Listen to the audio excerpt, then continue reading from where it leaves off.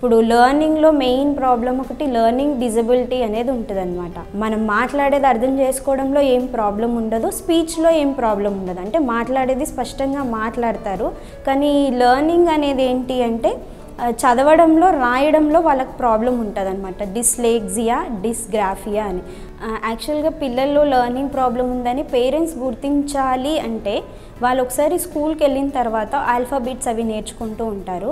ఆ ఆల్ఫాబెట్స్లో వాళ్ళు రాసేటప్పుడు ఉల్టాగా రాయడం కానీ, లేదా చదివేటప్పుడు ఒక అక్షరాన్ని వదిలేసి చదువుతూ ఉండడం కానీ అలా చేస్తుంటే ఒకసారి స్పీచ్ లాంగ్వేజ్ పెథాలజిస్ట్ దగ్గరికి తీసుకెళ్ళడం బెస్ట్ అనమాట. అంటే నార్మల్ పిల్లలు అలా చేస్తూ ఉండరు, ఈ పిల్లలు కొంచెం ఆబ్వియస్గా కనిపిస్తూ ఉంటుంది మనకు ఖచ్చితంగా ఇలాంటి ప్రాబ్లం ఉంది అన్నట్టు. అలా తెలుసుకోగానే కొంచెం కనిపించగానే స్పీచ్ లాంగ్వేజ్ పెథాలజిస్ట్ దగ్గర తీసుకెళ్తే వాళ్ళు ఎలాంటి ప్రాబ్లం ఉంది, ఏ అక్షరాల్లో ప్రాబ్లం ఉంది, అది ఎంతవరకు ప్రాబ్లం ఉంది అనేది వాళ్ళు తెలుసుకోవచ్చు పేరెంట్స్ అని.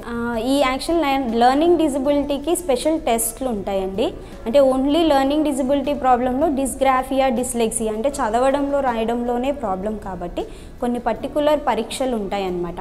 ఆ పరీక్షల్లో ఆ బాబు ఏ లెటర్ని రివర్స్గా రాస్తున్నాడు, లేదా చదివేటప్పుడు ఎందులో ఇబ్బందిగా ఉంది, ఎలా చదువుతున్నాడు, వదిలేసి చదువుతున్నాడా ఎలా అనేది. ఇప్పుడు వేరే పిల్లలతో పోలిస్తే ఎంత డిజబిలిటీ అనేది లెర్నింగ్లో అంటే నేర్చుకునే దాంట్లో ఎంత డిజబిలిటీ ఉంది అనేది కొన్ని టెస్ట్ల ద్వారా మనం ఆ అబ్బాయిని చూసిన తర్వాత అసెస్మెంట్ చేసిన తర్వాత ఏ టెస్ట్ అయితే ఆ అబ్బాయికి కరెక్ట్గా ఉంటుందో ఆ టెస్ట్తో మనం అసెస్మెంట్ చేసి స్పీచ్ థెరపీ అనేది ఇప్పిస్తే కొన్ని రోజులు బాబు సెట్ అయిపోతాడండి. మెయిన్గా లెర్నింగ్ డిజబిలిటీ టెస్ట్ అనేది ఉంటుంది. లెర్నింగ్ డిజబిలిటీ అసెస్మెంట్ స్కేల్ చేయొచ్చు మనము, లేదా మనం బేస్ లైన్ టెస్ట్ చేయాలి అంటే స్పీచ్ లాంగ్వేజ్ చూడాలి అంటే రీల్స్ అనేది ఒక టెస్ట్ ఉంటుంది. ఈ టెస్ట్ చేస్తే మనకు ఈజీగా అర్థమైపోతుందండి. Speech therapy speech language pathologist దగ్గరికి ఇమీడియట్గా మనం పంపించేస్తే వాళ్ళు ఎక్కడైతే ప్రాబ్లం ఉందో దాన్ని గుర్తించి వాళ్ళు థెరపీ ఇవ్వడం స్టార్ట్ చేస్తారండి.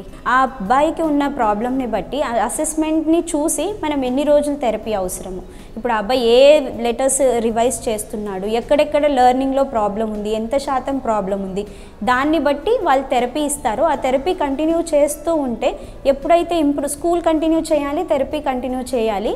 ఎప్పుడైతే ఇంప్రూవ్మెంట్ వచ్చింది అంటే వాళ్ళు మానేయడం బెటర్ అండి. ఎందుకంటే మధ్యలో ఆపేస్తే ఆ అబ్బాయి మళ్ళీ డిజబిలిటీ కంటిన్యూ అయ్యే ఛాన్సెస్ ఉన్నాయి. మళ్ళీ ఏవైతే ఆ అబ్బాయి లెటర్స్ రివర్స్ చేయడం కానీ, చదివే విధానంలో మార్పు రావడం కానీ అవి కంటిన్యూ అయ్యే ఛాన్సెస్ ఉన్నాయి. మొత్తం థెరపీ అయిపోయేంత వరకు ఇప్పించి కంప్లీట్గా ప్రాబ్లం క్యూర్ అంతవరకు ఇప్పించిన తర్వాత మానేయడం బెటర్.